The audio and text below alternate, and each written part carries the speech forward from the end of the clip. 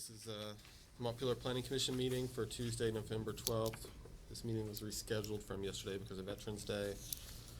So the first thing we have to do is approve the agenda. And we're going to take a look.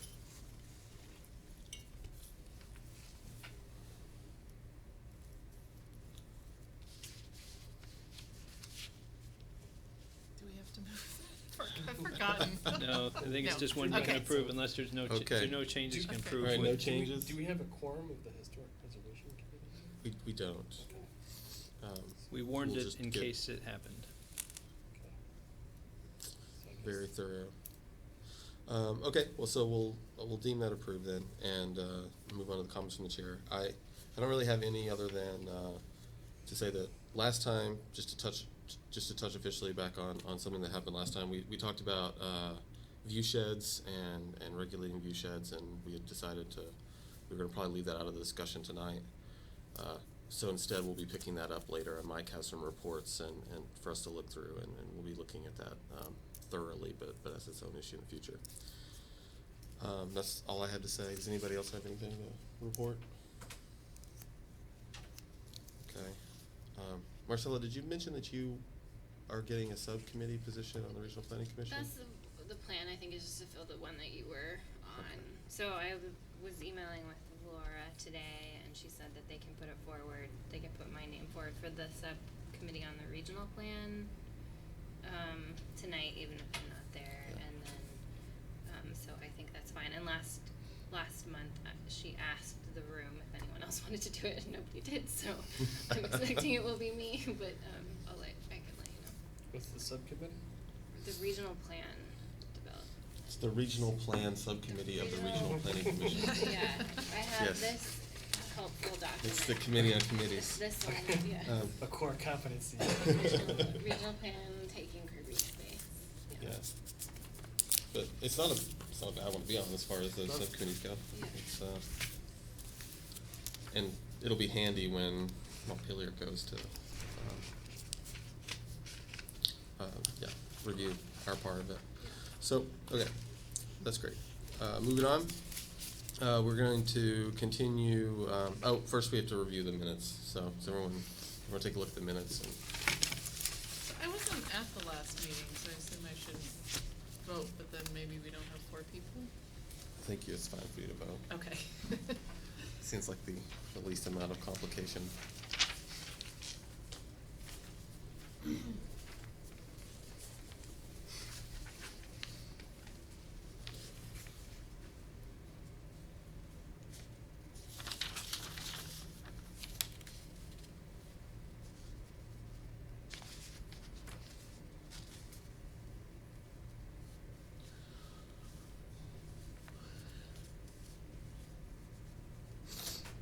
Okay.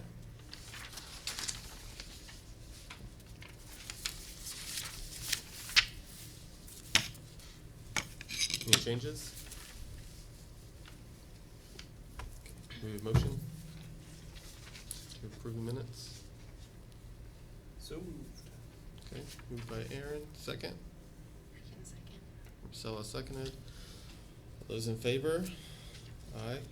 Aye. All opposed? Okay. Approved. Okay, now moving on to business. Want to make sure that we get through our discussion and vote on the design review district regs proposal and the map tonight. We had discussed the possibility of the Historic Preservation Committee also having a joint meeting with us, but it appears that not everyone can make it, which is fine. We have Eric here to participate, and we also have Meredith to help out. So do you guys want to come up here and jump in that way? Fine here. Okay. Closer to the microphone. Okay. You can have one up here. It's okay. I do it all the time when I staff the office.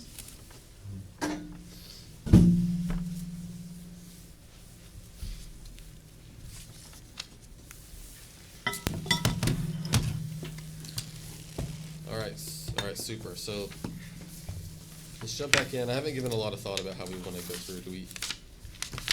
Is everyone interested in walking through like we did last time? Revisiting the things that Meredith had brought up?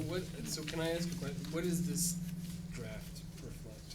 It's the same one that you had last time. We Yeah. didn't, You didn't change it? we didn't make So the it's changes exact to it. same one, okay. Yeah. Yeah, so if you have the one with your notes from the last meeting, then that's the same thing. Can you articulate the goal of, like, where we wanna get to tonight? We want to pass these out.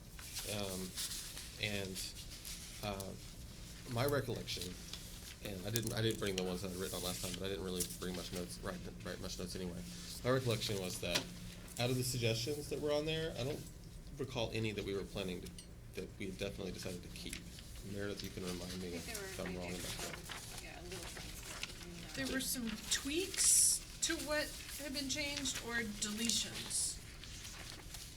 Some deletions. Yeah, where mostly it's where- deletions and then maybe some other tweaks to language that was in there before. Okay. And then I think the only thing that was really still open for discussion was, and I may be wrong on this, but was the whole energy conservation measures funkiness. That you hadn't quite decided how to deal with, I thought, just because I have a little note that says next week on it. Yeah. But, you know, that's, since you've had some more time to think about it, you may have all decided to just do it. So I don't see a know. couple options. We could briefly run back through everything, or we can just say that we'll pass on the suggestions, because that's the way it was looking last time. We'll pass on them by default, and that we'll revisit this one and take a look at it. So how do people want to use their time? What do you mean you'll pass on that? You say, The only other change that is the definition of historic building. Oh, yeah, I had that as I know, they had that before. yeah, no, I had that as they rejected it again on my notes. They rejected that addition again. which one are we talking about? The change to the definition of historic building on page 14. In my notes, I had that you went back and got rid of the suggestion again. So yeah, so how about we, let's not go back over what we already Yeah. discussed last week. 'Cause and that let's took a just- whole meeting. Yeah, and let's just go into, the building materials discussion. Yeah. And then, and if there's anything else you've noted that we need to talk about, and I- anything Eric wants Yeah, as Eric, well. if you wanted to bring anything else up again. No, Okay. it's done. So then, that's the last one that we didn't totally resolve, if that's gonna, you know, I don't know as we actually came to a final conclusion as to what this was trying to get at. Yeah. The page 8. Yeah, the page 8 change about before implementing energy conservation measures, existing energy efficient characteristics of the building, you know, need to be taken into consideration was one suggestion during the meeting, or just delete it all out.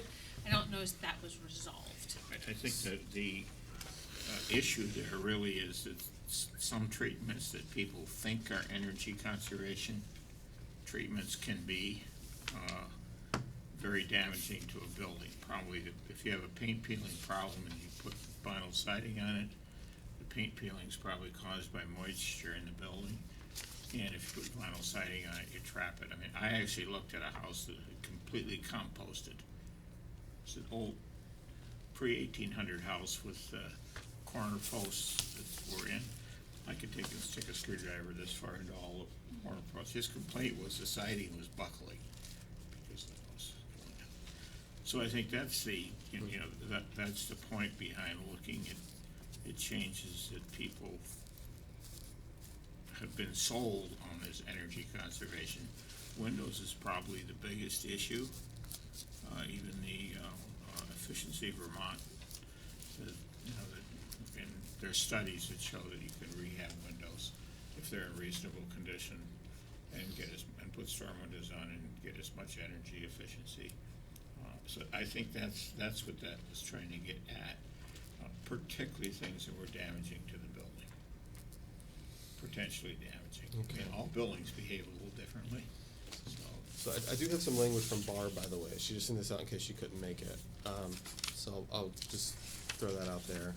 And Eric, you can tell me what you think of this. I don't think this gets at what you were just saying, but you tell me. So instead of what we have on strike through on page 9 here, instead of what's there, we would have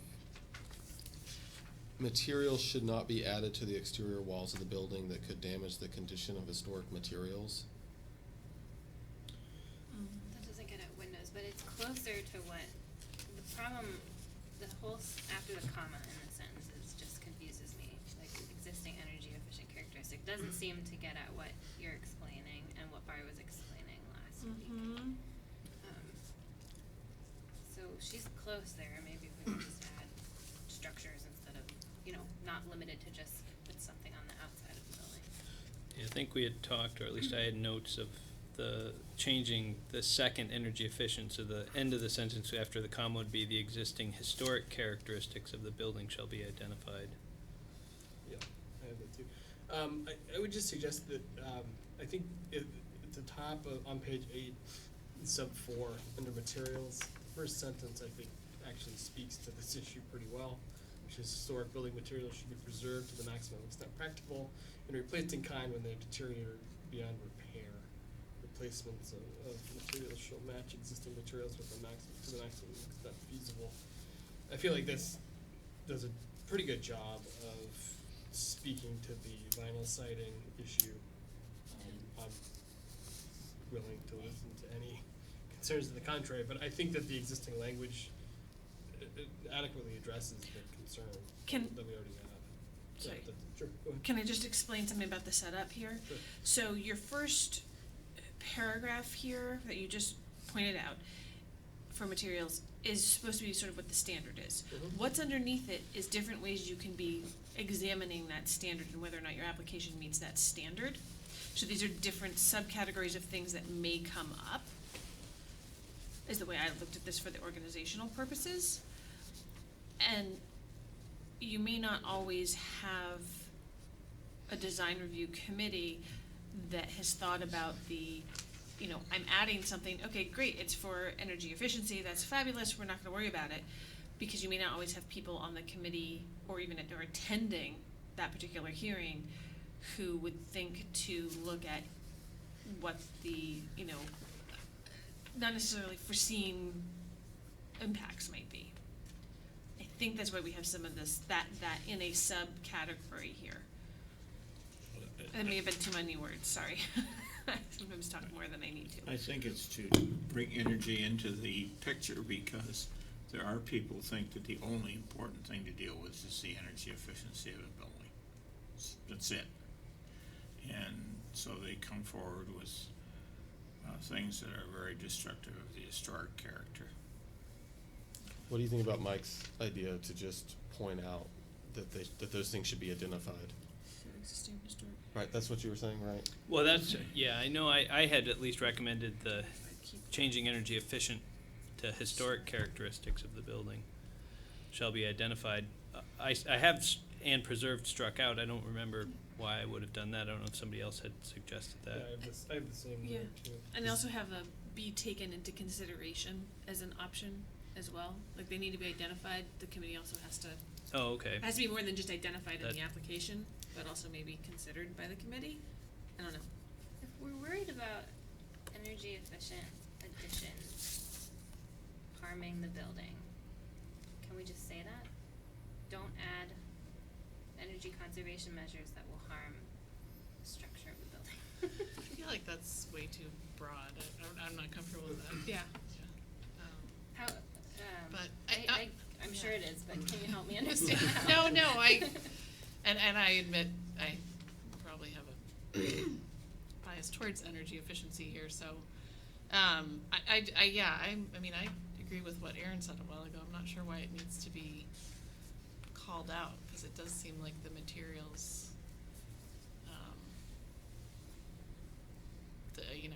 is saying right.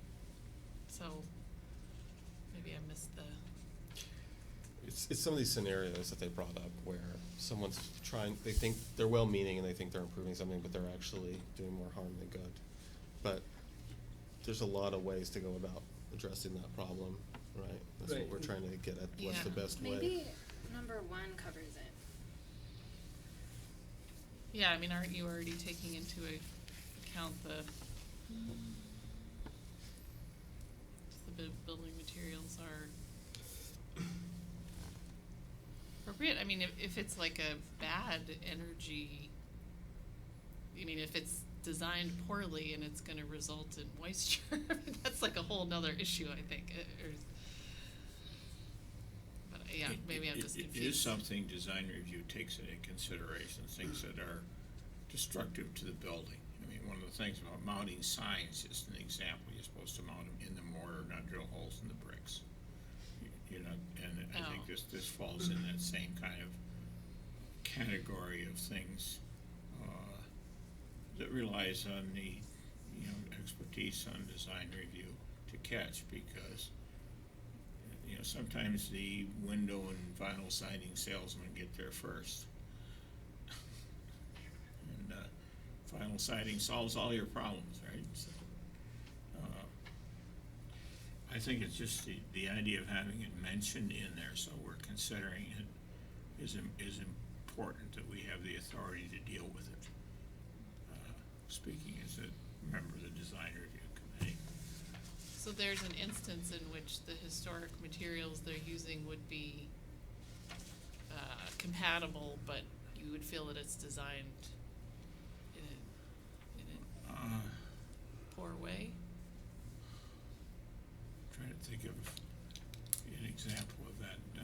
Very unlikely, actually, that if you're using an historic replacing it in kind,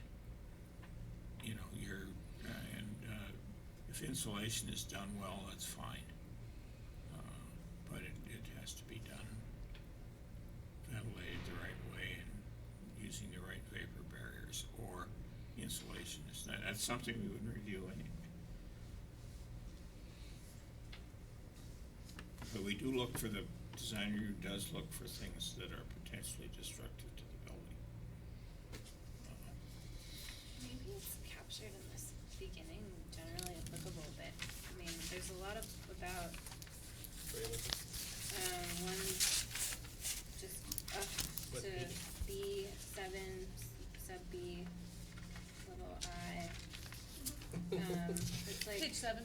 Page 7, Oh, yeah, okay. the bottom half of page 7, so like, you can't, additions, shall not obscure, undermine the essential form and character of the original building, so you couldn't, if you're gonna be making the walls rot, you can't do that through there. Deteriorated features shall be repaired rather than replaced. Development shall not destroy historic materials that characterize a historic building. This kind of gets at this. I mean, my only example that I really understand is putting insulation over brick at our meeting last week. That caused the brick to decay.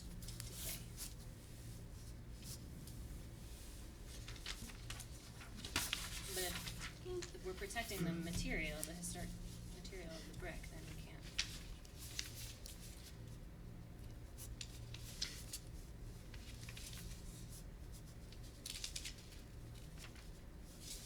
Well, it's interesting that Efficiency Vermont said the first thing to do is to control air infiltration, and along with that, you should do some moisture control. Because there's a lot of houses around with dirt floors. And just there's water getting in the building one way or another, coming in the basement or leaking in, and just controlling that moisture, like even bathroom vents and kitchen vents. So there's ways to kind of counteract that by dealing, but that's not, has nothing to do with the regulatory part.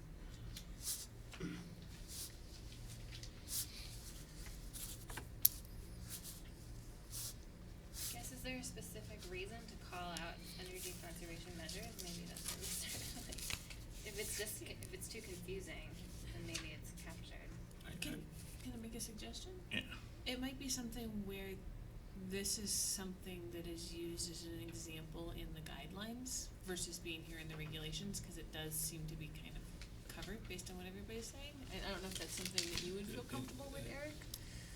I think that's a good idea, and much more of the details, you know, but I think giving, you know, the authority to deal with energy conflict, you know, to have that discussion, otherwise somebody got really technical, so like, you know, energy is what we're doing, and I don't know.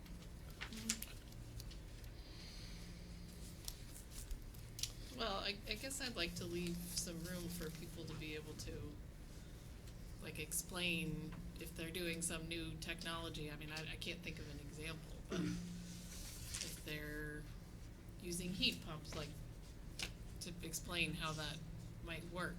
Are you saying that, I guess I'm just feeling a little uncomfortable with, I'm not sure what we're talking about, maybe. The concern is energy conservation, that damage the building, Well, for but sure. what's, I mean, if A it's heat not pump wouldn't affecting historic materials, I don't, it sounds like you wanna review energy efficiency upgrades if they're not affecting Only in a historic very materials. limited way, I would want, I can't remember how that got in there. I don't remember who's first put it in, Yeah. but I mean, it's, the other thing to remember is, the only thing that's gonna get into design review is stuff that is going on the outside of a building that's in design review. Whether it's energy conservation or not, that's gonna, everything, well, not everything anymore, cause there's a bunch of exemptions, but you're gonna have to first get into the bucket to even get here. Okay, You know, yeah, sorry, or my earlier example was a poor one.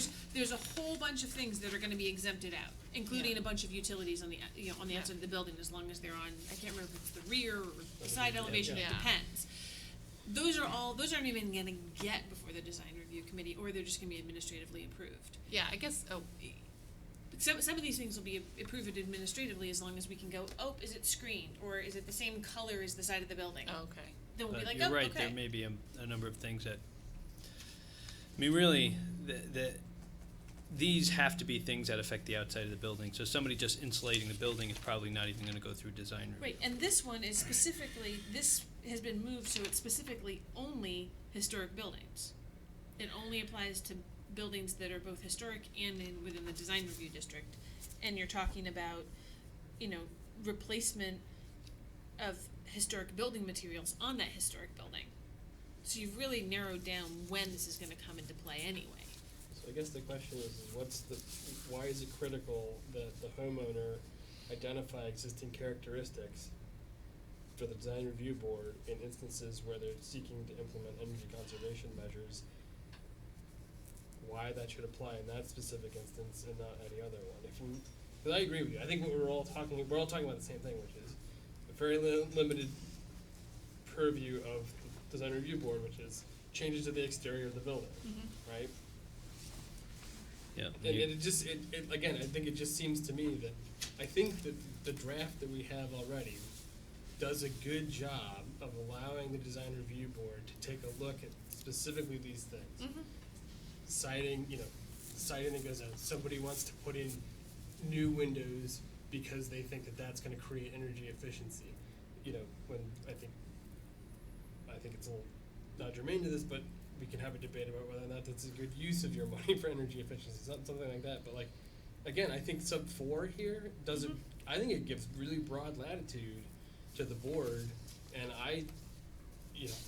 if somebody were to come to the design review board without number 4 in here and said, I wanna do these things, you know, for energy efficiency reasons, I think this language gives the design review board ample authority to say, not, you know, you wanna do what? You wanna put up vinyl siding, like, well, that does, you know, that's not in kind, blah, blah, blah. And it just, to me, this just sort of creates an additional step that I don't quite see what the value of it is for anybody involved in the process. So what's crucial there, going to Eric's concern, is that the way we're reading this is that it's absolutely on the table to look at energy efficiency without this language and an argument from a homeowner saying, well, this is for energy efficiency, Like, that's not going to override your ability to look at it anyway. I think that's, yes. And I mean, we're saying that Exactly. that's the state of things without any additional Yeah, language. I agree. I think the only things, energy kind of things I can remember reviewing are the windows, of course, but where the heat pumps are located Yep. and the piping. Because some people wanna put piping up the front wall of the building for their heat pumps. And, you know, that's excluded. And I think this proposed scheme allows you to look at all of those things without putting in this last one. This proposed- I have no problem taking it out, really. The only thing is that as sort of the philosophical piece, that design review actually recognizes energy efficiency as a, you know, a goal that people have. And so you can't talk about this because it's energy. That's what we don't want to have happen. I can do anything because it's energy efficiency. And I don't think we have that problem with the way this is drafted. I think just the obvious retort to that, and I understand the concern, I just think the obvious retort is like, if you didn't live in a historic building in the design review district, you might have an argument, but you live in a historic building in the design review district, and so therefore, you know, it triggers, and it's not, you know, whatever your project isn't under the list of exemptions, you're gonna, you know. Well, we worked out the piping on the outside of the new condos down on Berry Street. And it actually made the building owners a lot happier because, you know, the engineers come in and say, well, the shortest way between 2 points is a straight line. They put it on a very visible place on the building, and the Right, and there wasn't a problem with that, I mean, there was no pushback, design review board, nothing. No, I think, and there's a lot of things that we do actually that people are really happy. We've got some people on there that Steve Everett owns a bunch of buildings in town, so he's real experienced with construction techniques, and so some people go away happy.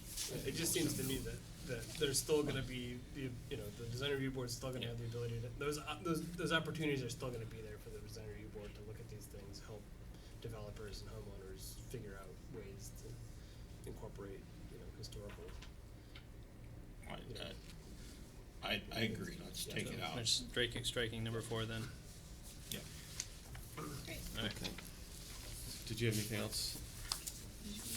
Meredith? No, that was the last That was thing the I only had. outstanding one I had. I have Who some, is keeping the questions official- about the map, but that's. Meredith and I'll put Okay. together. And do you feel comfortable Yeah. knowing what we've, yeah, okay. Do we wanna vote on those and then move on to the map? Or is it all one package, Mike? We've made decisions on individual items. I don't know if unless there's something specific What I you mean want me is- to do with it. Should we vote on the regs and the map together or separately? I guess it would depend what your motion is gonna be. If the motion is to start proceedings to adopt these, then I would probably wait till you have the map. Okay. So we'll- that we'll was do it our all together. feeling from when we were drafting this stuff, is that the map should really be done in conjunction with the planning commission. Mhm. And it should be the last thing done. Right. And that is the way that we did it. We went over the regs first and then the map after we had a really good feel for the regs.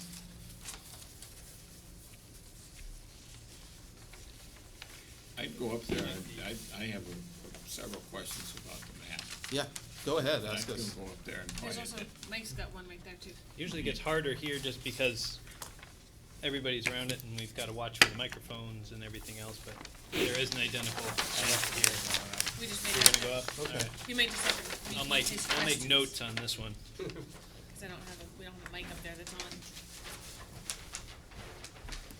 This is a group effort, so we can just answer as a group. It took me a while to figure out why you made the changes you did, but I think I finally got to most of it. A lot of it has to do with schools and colleges, but, A lot of it has to do with existing boundaries for our zoning. yeah. This section, since it's not gonna be owned by the college, I think ought to be put back in. It's also a gateway, significant near savings pasture. I don't think it should be excluded. I know they're planning on putting in some kind of a spa thing, but I think that should be in design review. The other thing I wondered, this says, if I'm right, that's the Main Street School. But you also went across the street, and I was curious about why that's. I can answer that one. That's because that's a different neighborhood within our zoning. And we understood that, yeah, that's a gateway coming down Main. But there were just 2 or 3 parcels that were in a different zoning neighborhood that were called out and separated. So we took those out so that that area matches what our zoning says. And we just kept the area in that's the neighborhood around Main Street Middle. Yeah. This is owned by the college, I think. I don't know about this piece, I just didn't figure that out. I also didn't figure out these additions here, I didn't drive up in that neighborhood. Those were all zoning too, right? Yeah, it just Yep. is the pink zoning there, the western gateway. So yeah, the green and the red on the lower left side there, that's just to make it match the zoning. Okay. Because those are, and because our thought process, part of our thought process is that Mike went out and looked at the neighborhoods to make sure that the zoning matches what the neighborhood looks like. Okay. So those changes are based off of Mike's previous research to make the Okay. design review match what the neighborhoods are This like. is really good to continue this down Mhm. Berry Street, so you can catch it both sides of the street. Yeah. Uh, But that little bit near the college, I think that's also based on zoning. I think the part we have taking out there is because it's in a different neighborhood. Yeah, and the addition on Berry Street is also based on zoning. Okay. Yep. And it matches the historical district. Is the historical district what it matches? I can't remember. The designated downtown. That's designated downtown, Designated that's right. Oh, yeah.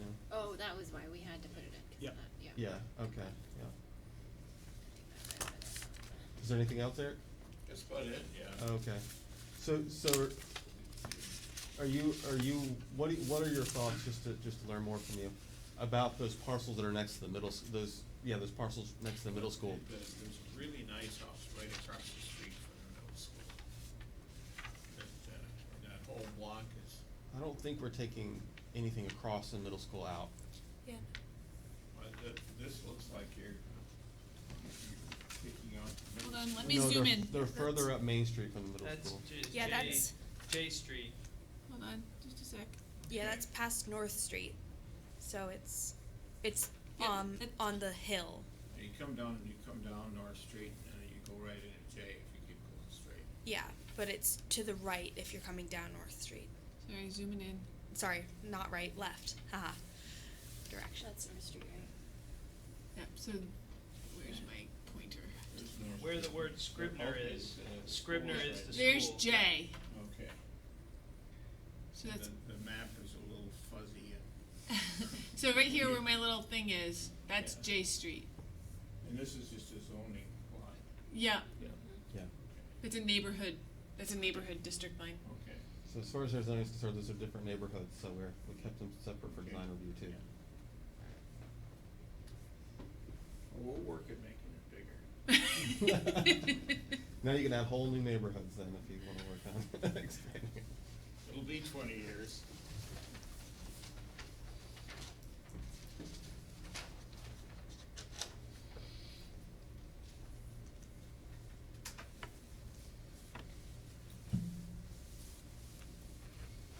I can zoom in on anything else if people wanted to discuss anything else.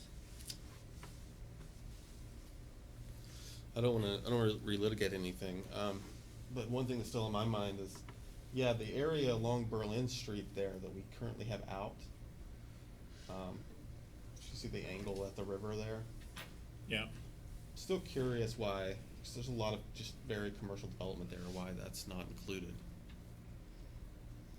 To match the zoning district. I mean, Is that the zoning district? This is I'm all talking about- residential in here, but here's the main bridge, and here's the start of Berlin Street. We do have Yeah, that Kind of zoning a- district. That part Neighborhood is what- riverfront district That's that what I'm talking is about. partially in and partially not. So that was one place I was gonna have a question, was whether we wanted to include this entire neighborhood, which kind of is the gas station alley in design review. The rest of gas station alleys in, and And then we've got a couple Yeah. parcels up here too, the three we wanted to include. It might just follow the designated downtown line now.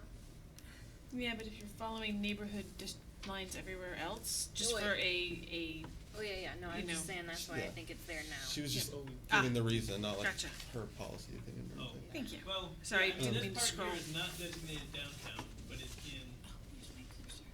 in our design review plan. Wait, sorry, which is this map? This is, oh, sorry, design review. That's what I meant. So, some of Current the design review. issues design review has had with the commercial, cause it's in now, is the issue of corporate logos Mm-hmm. and corporations requiring humongous signs. Mm-hmm. And I have my own kind of cynical philosophy. If you're gonna build a Kentucky Fried Chicken, let the bucket revolve, because then it's a good example of that kind of architecture where a stalled bucket is not.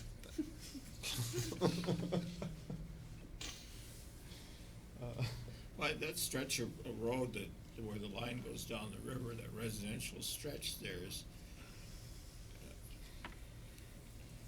that's a pretty, important row of houses. And it does, they are slowly converting to commercial. Well, they're in a residential zoning district, so they can't convert. These guys can't convert any further. Okay. Had to be a permitted use, Yeah. I take it? Yeah. Yeah. And it's not in the historic district either on that side. My memory's a little fuzzy on this one, but I remember we had a similar discussion about extending the boundary to the other side of, I guess it'd be the north side of Berry Street, along that edge, and we decided not to do it. So, I mean, we've already sort of considered, bringing in some more of that Berry Street zoning. So And Berry Street's more mixed use, so Yeah. that's why and I was gonna ask you guys about that, because the black line is Berry Street. Right. So if you're on the south side of Berry Street, you're in the design review, if you're on the Mhm. north side, you're not. Yeah. And I might suggest the neighborhood boundary actually starts here and just kinda notches out, catches one property on Sibley before coming back and then going up. Yeah. If we Oh, wanted that's to. right, Mike, you weren't here for that. I think Yeah, our it's- logic was that it's visible from across the river. The river side of Berry Street's visible from across the river, whereas the other side's not, and I think that's what our logic was. We did talk about making Yeah. it just as a whole neighborhood conform. That issue has come up in discussions about the boundary before, and I didn't catch it, but I really think that, following the back lot lines and including that part of Berry Street, so you're catching both sides of the street, it really doesn't make any sense to have one side of the street in design review, to me anyway, one side of the street in design review and the other side not. Yeah, well, since design review is all about what you can see from the public right of way a lot of the time. Yeah. I mean, that's part of what part of the way we approached it was looking at gateways, looking at people coming into town and what they see, and kind of wanting to focus on that. And so that Berry Street's an example of where the riverside is something it's seen from a lot of vantage points, whereas the inner part there is not seen as much. There's some really, it's a nice historic neighborhood on the other side of Berry Street as well. Mhm. Sure. There's maybe one or two houses on Berry Street that are not historic. And I know for me, I was trying to come up with one thing we wanted was something that we could justify. If somebody asked us, why am I in and Mhm. why are they not? That's a just I try mean, to that's a reason follow people some might disagree with it. neighborhood- Yeah, I mean, if you've got a reason, that's good. I mean, otherwise, I would say, you know, this is the only part of the neighborhood. The whole rest of this is all part of that same neighborhood. And that's the only part that's excluded. I would have included it just because it would have been more consistent to say everybody that's in that Berry Street neighborhood is in. Downing Street is out of design review. I would probably push that out because that's part of UC two. And there's the back part of, that's the senior center. And the back part of the senior center is this little blue area you see. Mm-hmm. I would include those, so I'd push this guy back, Is that- push in Downing Here, Street. you want me to zoom in on that? Is that Monsignor Crosby Monsignor Way? Crosby, yeah, there's a couple of pieces that, Sorry, I can't zoom and also keep it centered. Keep losing. Well, Berry Street is a thoroughfare and is an entry into the community. And I think it'll only become more so. When they get the intersection of Berry and Main Street fixed, then it'll be a busier thoroughfare. Yeah, I think the colors look a little different because some of that's designated downtown and some of it isn't. So you have that green hatching over some of it. yeah, I mean, so my thought when it came to these, considering this is also similar, my thought would have been to put that in, those in, and then to include the rest of this neighborhood here. I guess these are already. It's already in, Yeah, yeah. those are already So in. it's just adding in these guys. I think that would be Would make, a really good adjustment because Berry Street really is an historic neighborhood. It has its own kind of special history of the big multi-unit buildings and boarding houses and stuff.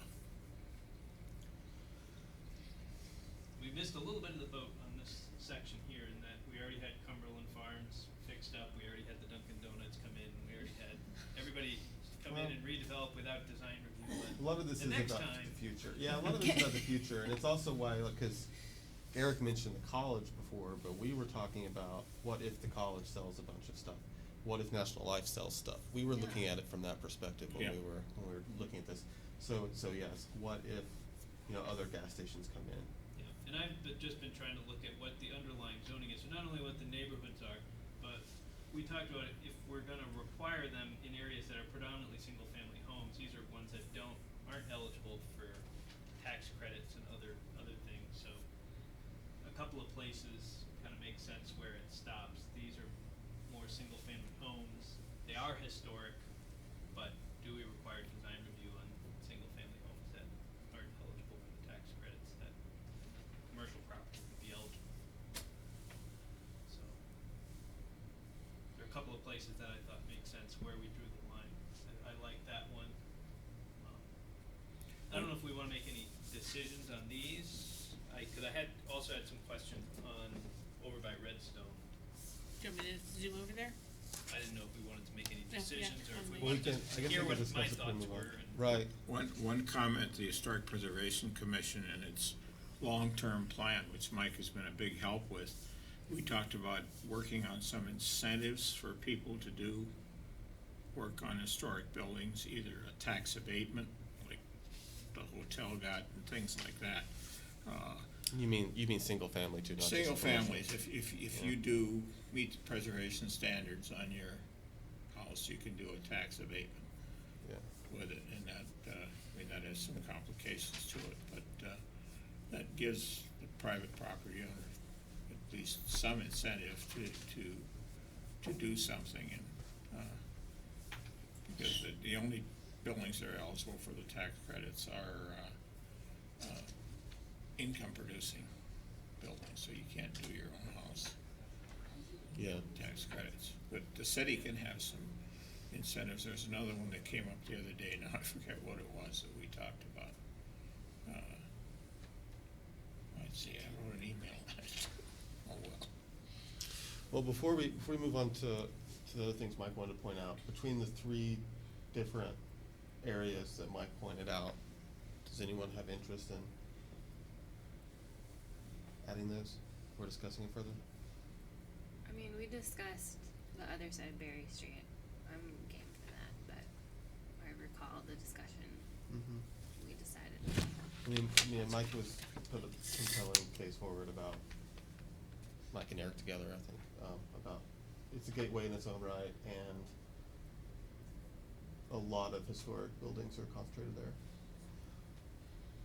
And the college-owned property in Sabins pasture, that's gonna be a pretty visible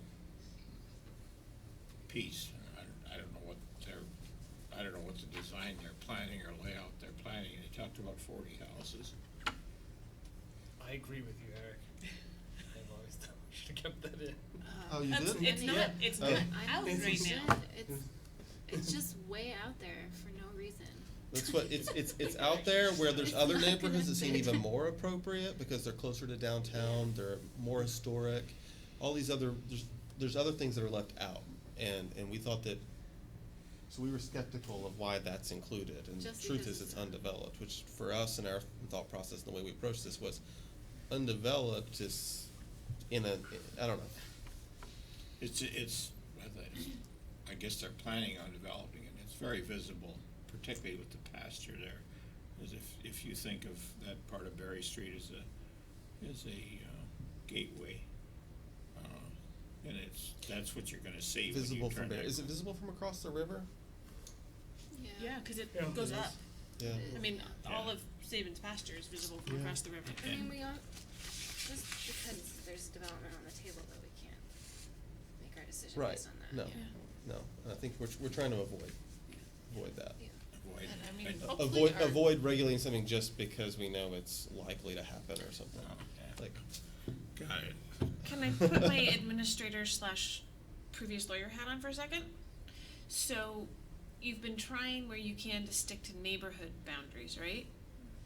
So in that case, I kind of see taking out, it looks like in general, you're taking out things that are outside of the same neighborhood that the college is in, but you're also taking out things that are no longer owned by the college, right? But they're technically still in the same neighborhood. those are all So- zoning neighborhood changes though, I think all three of those around the Were college. those all zoning neighborhood changes, Mike, or were they There's just 3 zones in that parcel. no This longer is owned by? still- The other three. Right, This but, is still part. Right, but are the other 3, those were no longer in the other red off of the other the other the corners, 3 that? away. Oh, Or were they just no longer Yeah. owned by the college, those No, two? it wasn't because of ownership. No, there It are was other, because of zoning. there are other zonings. There's Yeah, a little pink We made one no and a decisions based little on Okay. ownership yeah. for the Okay. record. So then I would almost say you gotta leave the top, as I like to call it, the penguin. The top of the penguin is still that same zoning neighborhood, right? Yes, sir. It's just no longer, technically it's still owned by the college too, but that's still the same neighborhood. This piece here is not owned by the college. Right, but it's still the same neighborhood. It's still the same neighborhood. So really, if you're following the same reasoning you're using for everything else, you should keep that top part in. I don't think we've been like perfect about keeping all, I mean, have we? Although I guess it's technically a whole separate lot, parcel. That's It's its right. own That parcel. one's its That's own right, it's its parcel, own yeah. parcel. Be Even though it's a impossible to separate be Weirdly perfect zoned Yeah. parcel. and consistent in Montpelier. Yeah, I mean, we haven't. At the same kept time. them- I think one way to put it is, we were trying to go by neighborhoods unless there's a compelling reason not to. And because it's a separate parcel. Yeah, yeah. I think you could include that, I mean, it is, but it's just the top part, the part that's actually being developed are the lower parts, but that is part of that neighborhood. But then you do have the whole, it's one parcel with part of it in the district, part of it out, so which rule is a stronger? Depends where, didn't depends we- where the proposal is placed. Didn't we discuss that part of the, I could be totally wrong, but part of the reason that's part of that neighborhood is, I mean, that whole zoning that parcel was a compromise The, of some sort? the city council did. City Right. council already did it. This line's actually old. The line is actually right here right now. I'm pretty sure the bottom part, the bottom leg has already been removed. No, it's still 3 separate zoning three separate zoning districts, the design review line. But I guess the I'm design saying review the line. I I thought we talked excluded. about the creation of the zoning districts in the first place wasn't exactly like Oh, yes. making a lot of This scientific. is a single parcel with three zoning districts, Yeah. that was not your idea, that was city Yeah, council's. city council. So to me, that's a rationale for. That's part of why we disregarded the Okay. neighborhoods there, because we know that it was basically a political reason is why Gotcha. they exist the Thank way they you. are. The- Sorry to have thrown a wrench in the Thanks works. for, I'm thanks for glad that remembering. came to Yes, me. that's all. One of the issues that I have with, and it's a state law actually, is that excluding colleges, schools, municipal buildings and everything from design review, because what they've done is produced a really good list of what are likely to be the most significant buildings in town. And churches, the public buildings and all of that, and they're excluded from most of what design review does. There's some aspects of it you can do, and I think that makes no sense at all. I think we considered that because there was discussion of dropping the entire college parcel, but we thought if the college is to sell it in the future, we'd want those buildings to be in design review because they are significant historic buildings. I think the state law needs changing, but I don't have the oomph up at the State House to do that. Thank you. What's the little blue again, Mike, you were pointing? So these were just a couple pieces that are on the back, they're actually they're the back half of these parcels. So the parcel line for the To the art, bakery? the art place, the school, is actually, the property line goes out past the design review line.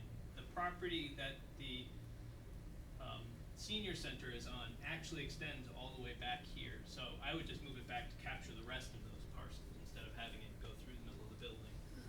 Downing Street, which is up next to the church. There's a little Downing Street that goes up, it's a dead end road, but it's still, it's strange to think that all these other parcels around it, it's in the same neighborhood, in the same zoning district as Berry Street. So I would just capture the last 5 parcels that Well, got missed. Oh, maybe we didn't notice that that's a different one. Yeah, that's easy to miss that in this little blue, so that would get the entire UC2 neighborhood is in, the entire UC1 neighborhood is in. One of the things Lisa Papazian tried to do when she redid the National Register District is that the boundary used to run through lots, and she took the boundary to the lot lines, which makes a lot more sense, I think. So how about this? Let's get this moving, and I'll bring up each one, and we can do a show of hands of whether you would like to make that change. First one, would we like to include any part of Sabins? Okay. So that one didn't make it. Do we want to add the other side of Berry Street? I mean, I'll be on board for that. So yes that's a or a yes. 3 to That was a 1? 3 to 1. It looks like. Next question: do we want to add the rest of Gas Station Alley for that entire zoning district? Not all the way down Prospect Street and all that, but just that zoning district. That Dunkin' Donuts is going nowhere, but yes. Oh. Yes. Yay. That was the one I really wanted. Do we want to do the changes to Downing Street and the section behind Yeah, that makes sense. Senior Center? Yeah, that makes sense. Yes. Okay, that's a yes also. Is that bisects a building, you're saying? I think it goes just off the back of the building, but the rest of the parking lot and stuff, it just Okay. seems to make sense. I would, as often as possible, follow parcel lines. Yeah, that makes sense. All right. Did For you that reason. say on Berry Street there was like a little jog at the end of Yeah. it that's Yeah, in yeah. the same zoning It district? just, By Sibley yeah, Street, there's a little white line which you can see that kind of goes up like this. It captures these first ones at the intersection of Granite Street. So if we followed the neighborhood boundary, it would capture those two Yeah. And come up there. and then go Is up that what we to wanna do? Nelson Street. Yes, makes I'm sense. hearing That makes- yes. that makes Is that what sense you to want me. to do? It makes sense to me. Okay, that's what we voted for then, to include the entire neighborhood, the entire zoning neighborhood. Okay. And what's the I'm sorry, Is that Mike, what's everything? the white line again? What boundary is that? They're neighborhoods, so sometimes you have a long continuous zoning district, So we'll look at the riverfront zoning district, starts up here, goes all the way down, Oh, but you goes separate- down you across separate the here, neighborhoods. and then goes out to the roundabout. Yeah. And it's divided into various neighborhoods, Okay. but it's the same zoning So, district. so the way line's just the neighborhood boundary. Yeah, Okay. and this happens to be the neighborhood boundary for that section. All right, great, Okay, that thanks. makes sense, yeah. Cool. Did you want me to go up to Redstone now? Yeah, if you wanna go up to Redstone, Let's say that's done. He We didn't had talk very something much else to tell about us this about. side of Sorry, I keep losing my cursor. oh, you can grab the little hand and Oh, just drag it. thank you. Thank you, thank you, thank you. the, yeah, that'll be easier. Way easier. Where am I going? All right, right There there. we are. Right there. All right. So the couple of pieces that I had here for questions, one of which was we've got this design review that's splitting this neighborhood. That's a residential neighborhood, so I don't know if these should come down. This is the Redstone building. You guys all know the Redstone building? Yeah. Big Mhm. historic. It's out. I would finish the rest of this neighborhood and pull this up here and kind of capture that. I don't know if I would continue this neighborhood. Actually, I think the neighborhood line may come down here, but I think this might be a second neighborhood. But I would just follow this at least through here. I don't think we need to grab the rest of State Street, but certainly if you were looking at gateways, this neighborhood goes out to the cemetery and you could capture that, but these are more single-family homes out this way. But the thought is, this is mixed-use zoning district, so this can have a mix of uses, while these are single-family and duplex. So it's much smaller. But Do you feel that way about the section that kinda goes up the hill behind the State House, the pink part? this is owned by the state. And then just the little bit that's right next to it in the lighter color, there's like 4 parcels, yeah. Oh, these? Yeah. Yeah, I would have pulled these in to follow. That's UC one, that's a residential 6, maybe? This is a semi-personal question, but I live on Richardson Street, Yes. and I wonder why, and my house is apparently excluded from design review.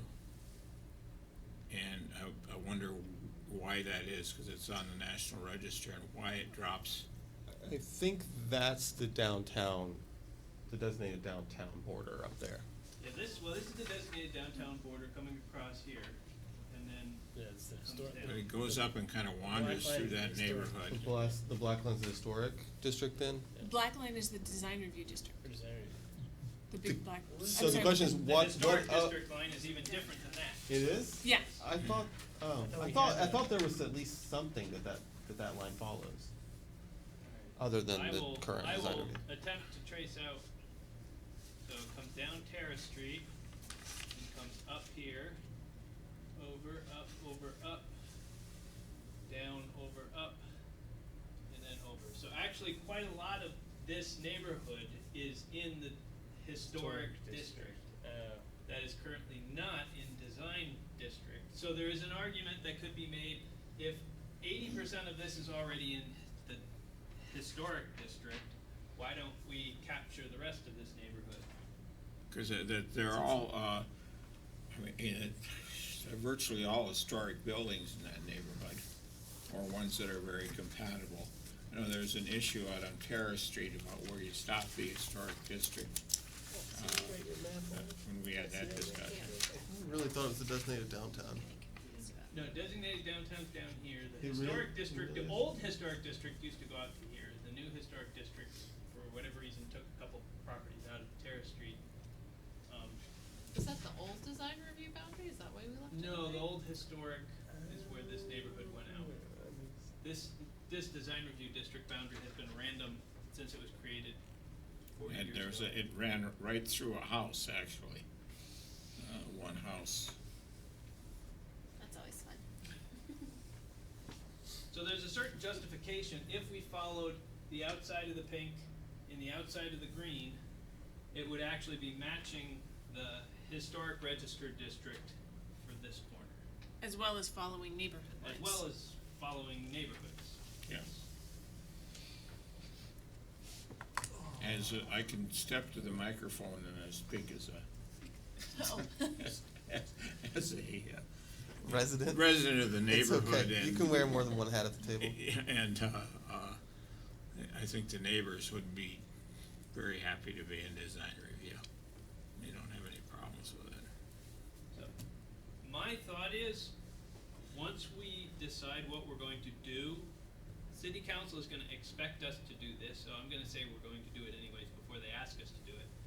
Everybody who's getting changed is gonna be getting a letter. Hi, you're currently in design review and you're gonna be removed. If you've got an issue with this, come to the public hearing. Yeah. Or, hi, you're currently not in, and we're gonna be putting you into the design review district, please come Mhm. down. And then we'll get an earful, but at least they're gonna expect us, we should do it anyways, because it's gonna have a material effect, but there's a reason why we've decided to put this neighborhood in, assuming we do. The other, There's a reason we've moved a few things around. the other reason to put that in is it really is a backdrop from the State House. That's why I was From the asking. State House, Yeah. Richardson, I sit in my living room and look at the lady on the top of the State House, the nice shiny golden dome. So it kind of Mather Terrace, it goes along there, those houses, but that whole neighborhood really are all visible from the State House, all the houses. Okay, let's take each of the two neighborhoods separately and do a show of hands. Who's interested in adopting to the pink neighborhood there? Yeah, changing the The whole boundary. neighborhood or consistent with the historic district? My understanding was they're both. It's the same thing. Same. There's a It's couple of there's a houses. couple Actually houses not. at the There are end of three Terrace. on the end of Terrace Street that were in until 2016, Oh, I and see. then they were removed from the, Okay. but they're still in the neighborhood. Does that mean that they're not, They're not in the They're not in the National- historic. that they're not Register. conforming? Is that what- does It mean just that? means they're no longer contributing. Contributing, Right. sorry, that's the Yeah. word. They're no longer contributing. If they're so not they have to move. contributing, then the historic part of the design review areas wouldn't apply to them, But all the other would. but the other things would. Yeah. Yeah, either way, does anybody have a motion that they prefer one way or the other? Since we're going neighborhoods, let's keep it with neighborhoods. Yeah, I think- I move that we adopt the neighborhood, I can't read the number. Are we moving? Do we have to move? That's what I'm. 16-4, can't be right.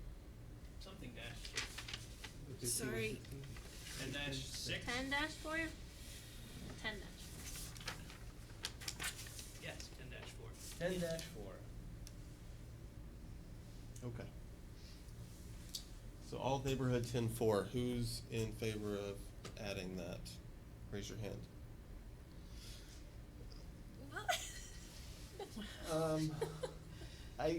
For Was the, it- for the sake of policy, I'm gonna vote for this just because Is your hand up? Okay. I'm mixed about it, but I think what's the deciding factor is that it does bring the entire neighborhood in and regulates it as a It's unit. But we just didn't The focus part on from that. from Bailey Street, east is really a cohesive neighborhood. They have block parties, do Yeah, stuff like that. I know a lot of people that live there. Yeah. Yeah, I'll let them know that I made a decision impacted me. Second motion to include the Yeah. Redstone property in 7-5 5. and the The triangle. portions of the three properties it looks like on the west side. Yeah. What now? There's just There's this two little portion. cats on these properties. Yeah, and then there's a third Oh. one. Yeah, the little third bit one to has a the- little tiny cat. Yeah. Before we vote, what is I vaguely know what the Redstone property is, but is it state owned? Was state, now Not private. anymore. It's Now privately privately owned. What happens in that building? What is it? owned. It's a big red stone building. But does things happen in it? Is it a used Not building? not anymore. It's privately owned now, so They it's just- It was for the future Secretary of uses in State's question. office, it was the state police headquarters years ago. It's a mansion, it really is. Yeah, I've It's seen quite it a from fine the road, building. But it's not visible from State Street, No. right? No, it's hardly just- visible from anywhere unless you Yeah. get there, because because Right. But the it's a trees are huge all historic gone. building. With a lot of property that somebody could do a lot of stuff with. Yeah, And then it would be real visible, right? 'Cause it's up ahead. Is that auction land? Yeah, it was auctioned. So, okay, so let's move on. Who's in favor of including the properties that Aaron motioned for?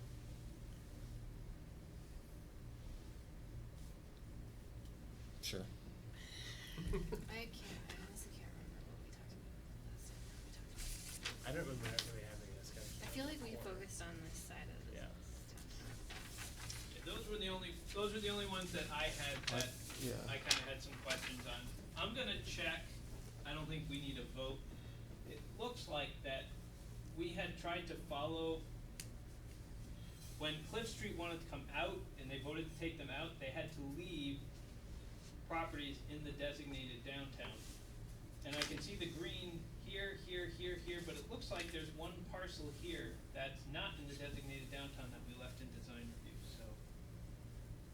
Not sure I if think we'll our intention was clean that to up. leave the part that's in downtown. Yeah. But- So but we'll, that's all. we'll confirm that one little parcel that's sitting there to make sure that that's, if it's in the designated downtown, then we'll fix the map. If it's not, we'll adjust the design review in one parcel. That's not the homeowner who wanted to be, or the rental property that wanted to be in, Ooh. or was that the? I wasn't here for that part of the discussion, Don't but we remember might need to somebody check. asking to be in, but it could be, I could be thought worth there was checking. like some one Yeah. rental property that wanted some historic tax credits, so they asked to be in or something, but, They could get them whether they're in or not, Yeah. couldn't they? But- oh, or- No. But there's some There's things that are special rules only that- available to designated Designated downtown. So that was it. Okay. Excellent. Alright. I think you and I are I think done. that's everyone. Do we wanna vote on Oh, all regs. these? Can Well, this all the whole package now, as we discussed. so this is moving into the city council. No, I would be warning a public hearing Oh, okay. probably in January, just because there's no sense having a public hearing just before Christmas. So we would probably just have set up for some meetings in January where we would send out letters to everybody who's potentially impacted, and Do we have I mean, to- this changes for everybody, the rules. The boundary maps would be adjusting for just certain people. Do we have to have the final draft of the design review overlay district changes set before you notice the public hearing? If you guys wanna talk about it more, we can certainly talk about it more, but we can make those changes in about an hour. All I wanna do is just take one quick look at the final draft with all the tweaks. I don't think it'll be an issue, I don't think there's anything to mull over, I just wanna make sure that. Would it be okay if we go ahead and vote and then we'll get a draft at the time of the hearing? Sure. Cause we'll be making changes Sure. potentially, Yeah, probably good idea. anyway. Yeah. I think it'd be really useful for people to have the old design review. Do a map that shows the old design review boundaries and the new ones, because this is I understand why the map is a lot better now, but it looks like one of the classy gerrymandering maps that they put up for southern states. You know, the boundaries zigzag all over the place. It's not as bad as it seems once it's explained, but Yeah, yeah, I agree. Come on up if you'd like. unfortunately, we're just wrapping yeah. up that part, but. Wrapping up, Eric will fill you in on all the mini changes.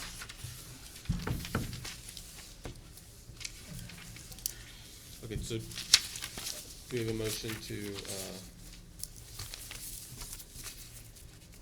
to make the changes to the design review regulations and the overlay district as discussed? Sure. Okay, So moved. yeah, okay. Just 1 second. All in favor? Aye. Is that 4? I guess, yeah. Okay. I guess so. This one, we actually need all four. So we need all, we alright, need all alright. four on this. But we will have a chance to vote on the final after the public hearings, right? Yes, Okay. yeah. Not before it goes to city council. Yes, so Okay, there's so always I'll a vote draft. The aye, process is yeah. always We'll listen to public hearings, as people who were here and survived the zoning change know. We can have public hearings and then bring it back and decide to make all new changes and come up with a new version. If the public input, if what we hear from the public says we need to make changes, we can make them. It's, Yep. yeah. And then once it goes to city council, they can do something Totally different. totally different, and their only obligation is to provide notice to the planning commission so we can provide comment. So a couple of things that, even the ones we talked about earlier about like Saban's pasture, we were like, whatever you guys want to do, we're okay with. But we could have, if there was a proposal to make a big change, we could have come back and said, we think it's a bad idea and this is why. But ultimately, they can do whatever they want once it's in their hands. And when that comment happens, just for folks who haven't been around that long, we will vote on what our voice is Yeah. going back to comment, the city council. Okay. So just to double check, and this is just my nitpicky side, you all just voted on that the changes were okay? Was it also having Mike set up the public hearing as well? Yeah, we understand Okay. that that's what Okay. the next step is. Great. Yes. Preparing for a hearing in January at some point. We'll figure out exactly what day, which one of our meetings, but we'll figure out a time. Feels like January right now. Okay, so let's, Thank you guys very Sure. much, I appreciate Yeah, your thank you. Thank time you, and Eric. consideration. yeah, and yeah, if you don't wanna hear about river hazard areas or talking about the vision statement for the city plan, you guys can feel free to go if you want. I'm- Or you can hang out with us. To comment. So do you want me to shut this all down at this point? Yeah, I I'll think go- we're ready to I'll move go on. home probably and pour do that. myself a drink and then watch the news because I can't do it any other way. I can leave too. I'm sorry, I'm late. My class doesn't end until 5:45, so. No worries. or Yeah, 5:45. Sorry, we missed Sorry. your input. Yeah. But Okay, so Okay. let's move to our next item, which is for Mike to discuss a potential river hazard area regulation map change for us. So there'll be two pieces. One will be a map change, and then I'll be putting also together a quick language. And I'll actually steal from Meredith if you're staying for this. I am gonna stay. Okay. You want this? Nope, I just was gonna, we're talking about the river hazard changes. Yeah. I didn't print it out, so what you guys, just showing you really quick, so the river hazard regulations are a set of rules. They're not really the floodplain. They are a set of rules that the state has been working towards to try to talk about where the rivers naturally meander through a valley over time. So what happens sometimes is things that are outside of the floodplain, they're high up on a bank, say, the river decides it's going to move over, it takes out the bank and drops the houses. And so the state has gone through and developed river hazard maps looking at where the rivers could move and identifying a place where it would logically be allowed to move. The idea just being that we don't want to keep rip-rapping the streams. The more we try to rip-rap the streams, the more it pushes that energy somewhere else and it destroys someone else's river. So the state's philosophy now is to try to be hands-off and try to just keep the river within the river corridor meander belt, they call it, the meander belt. But usually when they make these maps, they have certain rules that they follow. One rule is that we're not going to be moving our roads. So if a meander belt comes up and butts into a road, it usually stops at the edge of the road. And in our case, and I missed this, Cumming Street is coming across here and coming up to the bridge. And for whatever reason, I mean, I can see this is blown up a lot to get this printed. And you'll see it actually crosses to the other side of Cumming Street. So it kind of breaks one of the rules. Not sure why it didn't get caught in their auto clipping function, but the problem then come up, we didn't notice it until somebody came up right here to decide they wanted to put an addition on the side of their house, and they can't because it's in the river corridor, and you can't put new structures in the river corridor. And we're like, yeah, but it's on the other side of the street, so it should have been clipped. So the proposal is just we're gonna clip this. The long explanation for what's actually a relatively simple process, we're just gonna cut it off at this Cumming Street because it should have.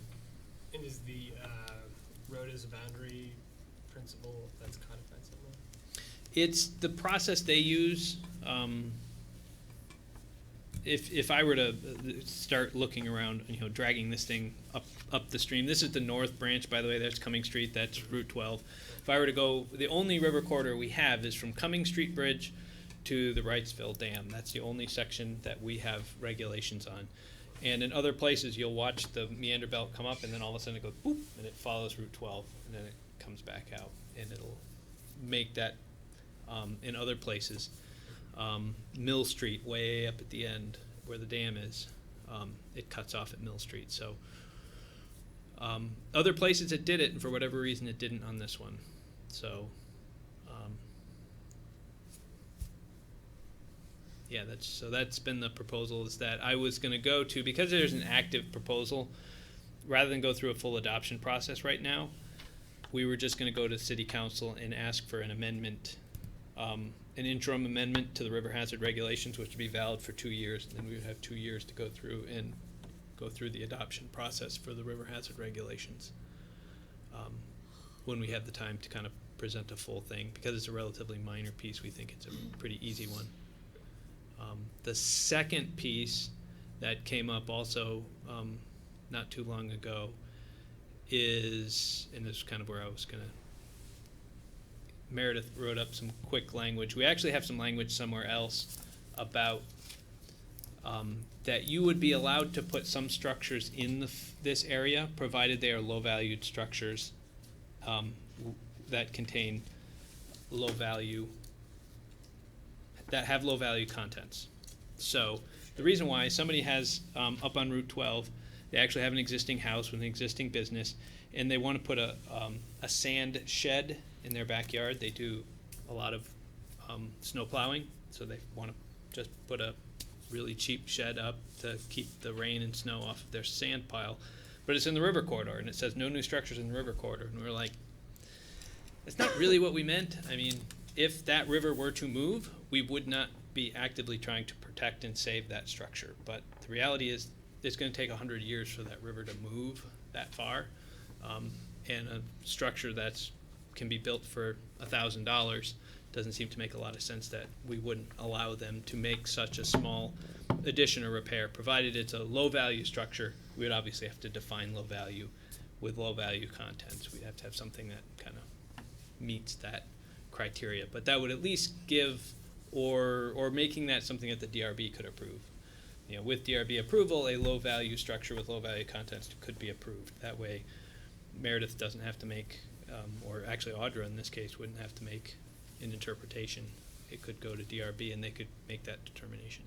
So just a note, there are actually some allowances for accessory structures. They're pretty limited in square footage right now. We're talking like 150 square feet. So that's something I found after you and I had discussed. Okay. That there are some allowances, because it wasn't in the river corridor section. It was a lot earlier in the regulations. Okay. So there are some allowances for some, but it has nothing about the value, and I think that makes sense to try and work that into here, and play with it a little bit.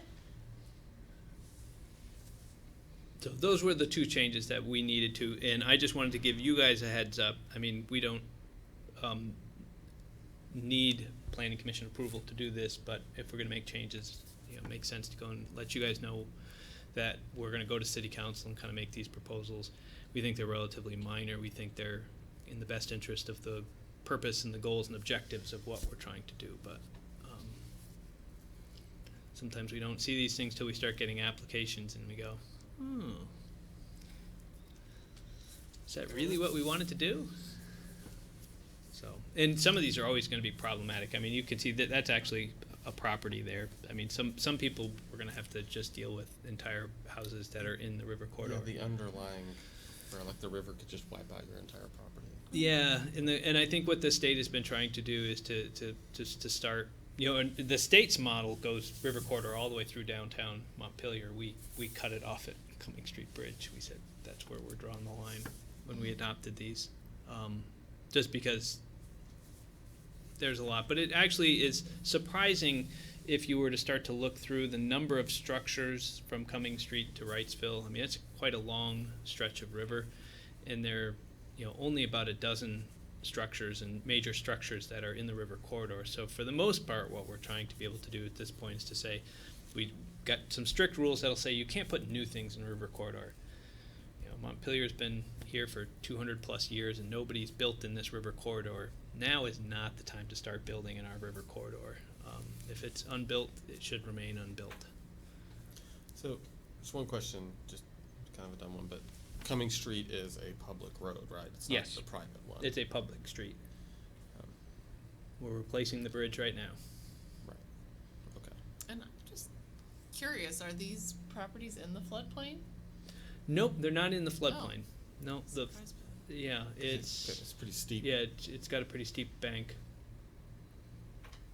Yeah, so there are a number of them that are, and that's part of the balancing act we had for the other property that we were working on, where it was that there was a stretch that was floodway, a stretch that was floodplain, floodway fringe, and then another section that was river corridor. So we kind of had this staggering of rules, but there's nothing to say that they don't do this. Sometimes you can be in the floodplain and not in the river corridor. Sometimes you can be just in the river corridor. So depends a bit on the geology. There's a bedrock outcrop, then obviously the river's not going to move past the bedrock. So they've usually, with this map, they've gone through and tried to find out where the river walls are that they define. So supposedly scientifically developed. And then we kind of chop it off. So that was it for that one. Okay, thanks. Do we need to move anything or no? No, he Oh. just gives a heads up.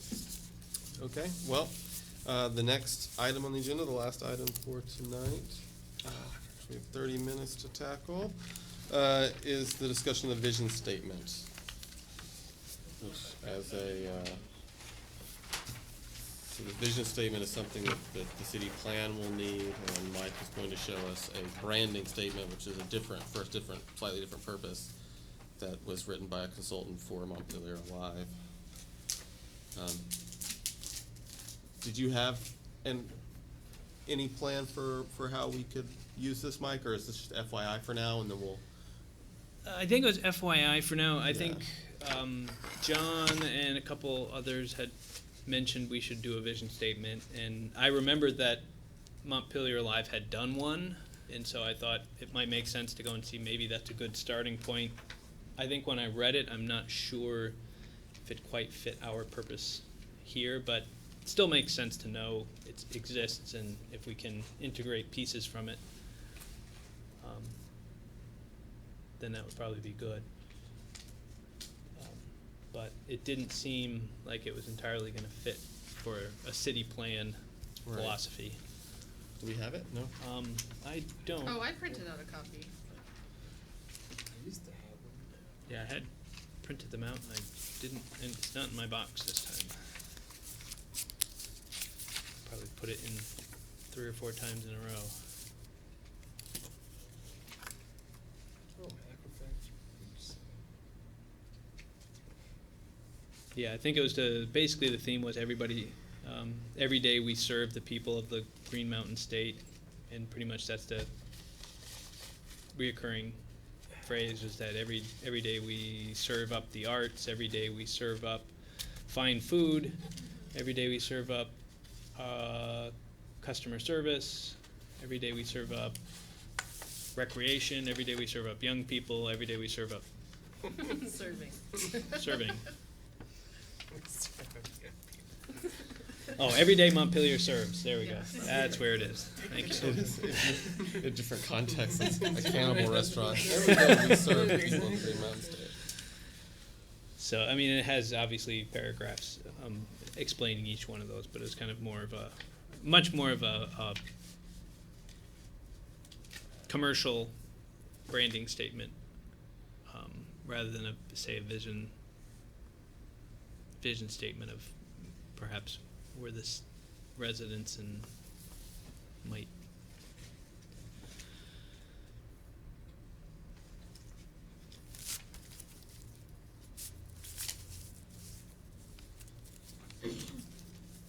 So, do we have guidance on what a vision statement for a city plan is supposed to say, or should we just look at other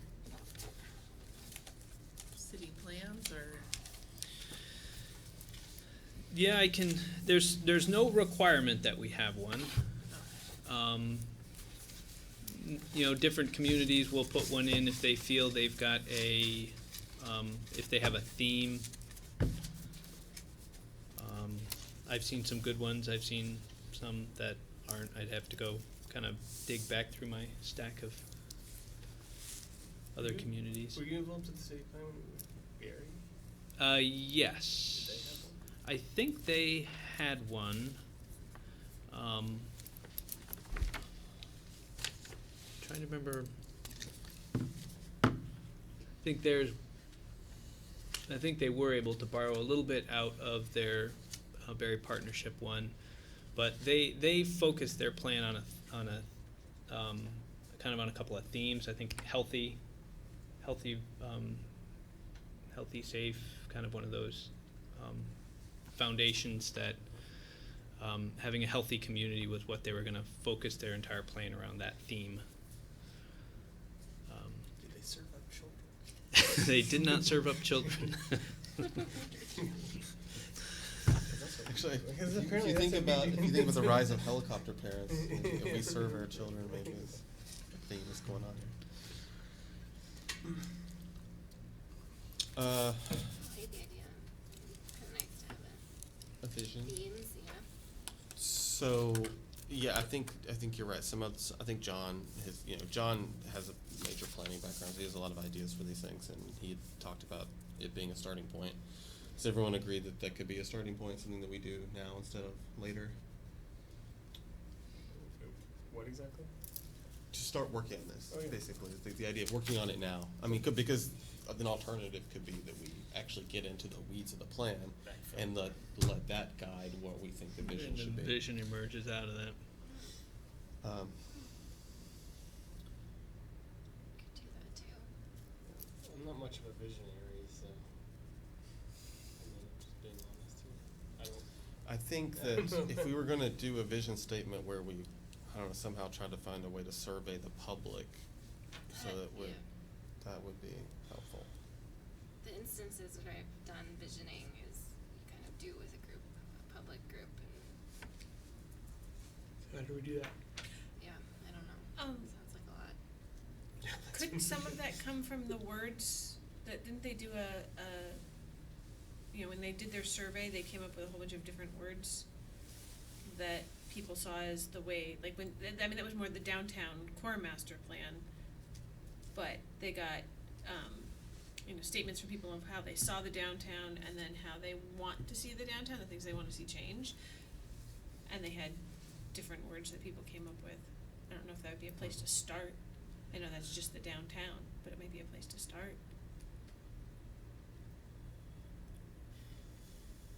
Yeah, we can try to pull from a couple of places. 'Cause, I mean, I agree. I'm not good at coming up with the big vision statements, but for communities that do manage to come up with one, it actually is a great cohesive piece if you can come up with it. It's a nice way to talk about the plan too. If there's like going to be sort of this like public outreach piece, it's nice to have a vision you can have people. So what's your vision? I'm not sure, but I'm just saying it's a nice thing to have. Oh boy. So I think we could brainstorm the planning commission members' vision and what guides us and what we like and what we'd like to build on. Which might do nothing else but to just advertise to the public where we're coming from. And, we may find out we don't represent them. I don't know, but we could do something like that to start off, and then of course who wants to be the Shakespeare of the group to turn our brainstorming into we cherish our children and know that in a world that is changing, our community is still a place where kids can walk downtown. Although I've been shamed for letting my child walk downtown. Actually, I don't know. Really? Have you? Oh, that's terrible. Do the, cause we're getting packets from other committees, right? So do those come with any kind of overarching visioning statement that we can consider? Well, they've got their aspirations, which will help to drive where they're going. And to that, so you guys already have historic. They finished theirs. I'm meeting with housing. They've got one more meeting and they'll be done. I met with transportation committee. They want to work on it, so they may have a couple meetings before they're done. I'm meeting with energy next week, the energy committee. I think I got one more kicking around. Who's the other one? I might have another one. So I've been working, and natural resources. So I'm meeting with the Conservation Commission. So I do have a number of these pieces that are moving. You guys have one. You should be getting housing. That'll be two. And I'm hoping these other ones will, as I work through the committees, you guys will start getting more of these. And that might give you some sense of where these guys are going. As I said, I think we'll have a total of 12 when we're done. And I'm just targeting to get as many of these drafts put together and as many times meeting with these guys to hopefully work through. So I'm just trying to think in terms of kind of big picture timeline. I mean, we're getting into the thick of the city plan, right? I mean, that's what we're doing. Yeah. So, I mean, it seems like maybe we should start working on the nuts and bolts. The visioning statement will progress depending on what we get from the other committees. I'm thinking the committee, like, aspirations might be actually really helpful in writing. If they're sort of focusing on themes, then we can collect and group those into bigger themes, and then that might help with a vision. Right. My concern is just, now we're sort of on the city plan clock. Let's not wait around for that let's not wait for a visioning statement to materialize before we start doing that. We can start, we can start getting into the weeds of some of the chapters for a while then, and then by a year from there, maybe we'll do the vision statement in the middle or at the end from there then. Yeah. Maybe we'll decide we'll want a break if we have a few meetings in a row that are all about just the chapters. Yeah. I mean, I do think it's a good idea to have something sort of as a North Star to sort of guide us through this, but I agree. I guess we just gotta start. Yeah, I agree. I actually think it'll be helpful to start to help with see themes, and then I think it's most important to have something when it's all said and done so that we can talk about it in an artful way. What are your thoughts, Mike, about the person or people to write the vision statement? I'm always willing, if we've got ideas that start coming up, to start pulling them together. But I'll look for other people who might be a little bit more creative in the writing. I mean, sometimes in a flash of inspiration, I can come up with the paragraph, but If it's something that you think would be fun for you, then then you could say that you could take that, or we could try to, from our group. yeah, I mean, I Figure think it whatever out, it is, I think it's or- going to be something that's going to be worked through. Try to think about what were some of the other ones that we've tried to kind of hammer through that sometimes you just have to group think your way through some things to make sure it. I can't develop a vision for Montpelier on my own, so it's really going to be throwing some things out, letting everybody beat it up, give it to the public, let them. Yeah, Get the and sense. it just seems like something as sort of bulky and disparate as a city plan will undoubtedly be. It just seems like probably the best idea, and this is just me spitballing right now, is get 2 or 3 big threads that bind and just sort of use that as the, Yeah. you know, Yeah, that- like, don't that get- 90 don't that we got to think of what 95% of the population can get behind. Right. You know, we'll never get 100%. It'd be great if we get 100% people behind a single vision. We may disagree on how we're going to get there, but we'd all agree this is what we want in the future. Free, new, delicious. Those are all concepts I think we can all get. As long as it's got free, new, and delicious in it. I'm happy to help with writing. Yeah. I'm happy to help with that. Yeah, 'cause I think usually your visions you're not going to really be looking for how we're going to get things done, No. but really about what's Maybe the when we get condition there, and we the can have a state of couple of things. commissioners. Yeah. Yeah, maybe we could have a couple of commissioners like work together or something. One concern I have is I would, if something like that needs to have a voice. I'm trying to remember. There's like a saying about two people try to draw a horse and you get a camel. That's the saying, right? Something like that. Like it's like we don't want that kind of. A committee designing a horse's Is it a committee? So we don't want a committee like it's, I think the writing project's probably for 1 or 2 people. So okay, plan to do that when we get there. Quick question, Mike. Where are we? Sort of. So you've been talking to other committees. Just trying to remember. You gave us an update about this a couple of meetings ago. Yep. So I've been trying to develop the different implementation strategies for each committee, and then meeting with them to start to have I usually have an initial meeting where I talk to them. Unfortunately, a number of them meet only once a month, so it kind of takes a bit to get to meet to them a couple times. But I meet with them once to kind of go over the basics of what we're trying to do, and I give them a draft of just something for them to work on, pull apart. And both historic and housing, so far, the first two that I've kind of gotten mostly through, have really thought it's been a great process. They've really enjoyed it. We try to focus on the 8 years. We try to focus on, what our aspirations are, and then our goals, and what we're going to do to accomplish our goals. And we try to be pretty specific. I kind of let them talk about what they want, and then I fit it into the model that we set up. So they've really liked it. So it usually takes like 3 meetings to get through, but I've gotten historic preservation done with a lot of help from Meredith. We got that one done. We've got housing, which is almost done. They've reviewed most of it. And transportation, natural resources, I've got the draft done. I just have to meet with them to kind of start. They'll be the first of 3 meetings for them. Energy will be the first of probably 2 meetings for them.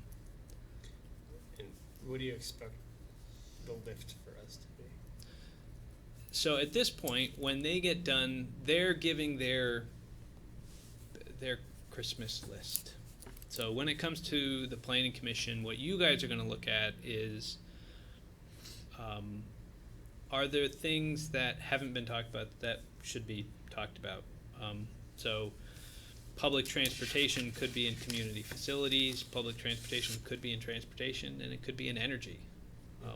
Who's talking about it? Are all 3 talking about it? Are none of them talking about it? If none of them are talking about it, then we've got to assign somebody and say, hey, somebody needed to do it, nobody did it. But how are we kind of framing this? If all 3 are talking about it, or 2 of them are talking about it, are you talking about it in the same ways? Do you have the same goals? So I think there's a role that you're going to be looking at what's missing, what's being talked about in multiple places. Sort of synthesize that. Kind of synthesize it, and maybe to a certain point, you may be going through and saying, you know what, at this point, I don't think this is going to be a good recommendation. As much as they may want, a new fund to do this, I don't think that's going to be an appropriate thing. Maybe you guys kind of let those go, but certainly when it gets to city council, they're going to probably go through and say, look, we can't, we already have a housing trust fund, and we already have a transportation alternatives fund. We can't have a historic fund and an energy fund, and everybody can't have a fund. We won't have enough money, so we're gonna say your request for having that in the plan as a fund, we're gonna just take that out of the plan. Do you anticipate there being sections of the city plan that will be uniquely ours that won't be covered by a commission? Yes, you guys will have the responsibility for the land use plan. All right. which I've been focusing on the other committees right now, knowing that at some point I'll have to draft up an implementation strategy for the land use so you guys can start working your piece through. There are also a couple of chapters that don't have committees to go through. Utilities and facilities. We don't have a utilities and facilities committee, so I'll probably be working with the DPW staff to kind of review that. There's not a lot there. They've got some principles that they are working towards. They want to have sustainability is a key for them, because we had, for a number of years, we didn't have enough money in the paving budget, so the roads got really bad. So now what their goal has been is to have a sustainable paving fund that every year we get that same amount of money so we can continue to pave, because pavement lasts 12 to 15 years, so we know we have to pave every 12 to 15 years, so we should be paving 8% of our streets every year. It's, otherwise, everything goes to hell, and then we have to go and spend more. So that's kind of, and the same principle applies for our sewer lines and our water lines that keep breaking. Well, we've got to get to a point where we reach a sustainable repair rate on our water lines. And so I know there are going to be certain principles we can get through them. Public safety is another one that there is no committee for. So I'll have to work with them to develop the implementation strategy with Chief Gowans and Chief Fakos, and we'll develop something for that. City Council will have the governance chapter, so they'll get a chapter for them to work on. And then most of the other ones have committees. Are you going to be facilitating with City Council for that? Yep, I'll probably I'll work probably through the manager's office to go through and try to work on that one. I haven't even started that one yet. I've been really focusing on the other one so far, just because I want to start to get more of these across the finish line. And then once we've got the implementation strategies, then hopefully what will come out of that is you guys would eventually end up with these 12 chapters. And it's not like we're going to wait till we have the 12 chapters before we move on to the next step. The next step after that would then be to start to write the chapters for each one of these, which is, our goal was 1,000 to 1,500 words. We want to do things online. We want to have a digital plan. So the idea is with 1,000 words, it can, fit reasonably on the screen. We'll have links to other plans. So really, why is our goal for transportation to have complete streets? Why is it important? Why is that our aspiration? We don't have to go through and explain, 17.5 miles of Montpelier roadways are Class 2 roadways. That's nice, but that's what a lot of city plans are. These just a bunch of statistics, a bunch of facts. What we really want to do is to get these other things and then have links to, if you want more, here's a report on this, and here's a report on this, and here's a report on this, if you're really interested more. But the question of what's our plan and what's our goals, and why are we paying taxes to take care of our streets? Well, this is the goal. Then obviously same for housing and energy and transportation and natural resources. So that's the plan. And as I said, where we're at right now is I probably have 6, so I'm about halfway through the implementation strategies. And then, my hope would be that we get all the implementation strategies done, we get all the chapters written up, and then we can get that online and go through an approval of that. And then we can build off of that going forward. Because we did want to go and do other things eventually to, if we have the plan, then I would love to have videos, and I'd love to have more links that would help, if we talk about tax stabilization. So we would want to have tax stabilization, and 3 or 4 of them have tax stabilization. You should be click on tax stabilization and have a description of what our tax stabilization policy is. But that second layer of everything, don't want perfect to be the enemy of the good. We can't do everything, so if we can get the first layer done and then look at that second layer to be something that we would work on over the next 8 years to kind of go through and say, we had a goal of, why do we do this in zoning? Why do we do this in zoning? Well, that's because over here we talked about it, and we talked about it here, and we talked about this. All right. So then we've got a connection between the master plan and our implementation. So, makes sense. Lots of work. So at our next meeting, we'll have a couple of chapters, maybe, I'm thinking? on there? You'll certainly have at least two. You guys already have Yeah. historic, and you'll almost definitely have housing. And we can start working through. Yeah, and at least get a feeling. Start reading those and reviewing those and getting a sense of what these are doing and how they're going, and All right. if we're heading in a completely wrong direction, then now would be a good time to turn the boat. It's, we might want to revisit. I mean, once we Yeah. get housing done, maybe we're 3 or 4 chapters down the road and realize this all relates to housing. We need to go back. Or Yeah, and that's the advantage is once we've got these things together, there's still everything is changeable. There's nothing, and that's what I tell the committees. I'm like, you guys are going to give me stuff. We're going to talk about stuff. But even if you guys think 6 months down the line, oh, we should have put this in the plan. Until city council gets done, right up through the city council hearings, somebody can go in and add or remove a strategy. But the hopes are the goals and the aspirations hopefully will remain more static. Hopefully, they'll maybe tweaked and turned and shuffled a little bit. But hopefully what we end up talking about is, if we all agree this is our aspiration, and, it really has 3 goals in order to do that, and here's 1, 2, 3, and how are we going to do that? How are we going to, have safe housing? How are we going to have affordable housing? should we solicit input as we work through the chapters? You think would that be productive, or is this something we can wait for the end? As an example, let's say next week we get done with our housing chapters. Would it be a good time to go ahead and send it to somewhere like Down Street to get feedback? Or They're actually on the housing task force, so we've got that. But it might make sense if we reach a point, and I'm really flexible, if we reach a point where it's like, hey, we've got 3 chapters, we've got 3 chapters or 4 chapters, and we're done with these. There's going to be a little bit of a wait before we get the next set, because transportation and natural resources are taking time to work on theirs. Maybe we'll just have a public hearing and get public input on these 3 or 4 chapters. Warn a hearing to go and say, hey, we'd love to hear about you guys on, from the public on historic and housing and energy, and let's start getting some feedback on these and see if they think we're heading in the right direction, and then knowing that we still have 8 more chapters that will be rolling out when they're ready. Recalibrate. Okay. Okay, that sounds wonderful. I think we're done here for tonight. Thank you, Emery, for your participation. You're definitely an admirable middle school student to go through this. So I hope you've learned something. Yeah, it was really nice to be on this board and just experience all this. And I think I definitely learned what I wanted to from the experience, and I'm glad I did it. So, and Oh. thank you guys for accommodating me and not being like, why is she here? So, Yeah. How Always long, a seat at the were table. you, how long did you, because you were here this summer before I started, yeah. so. It's been about a year.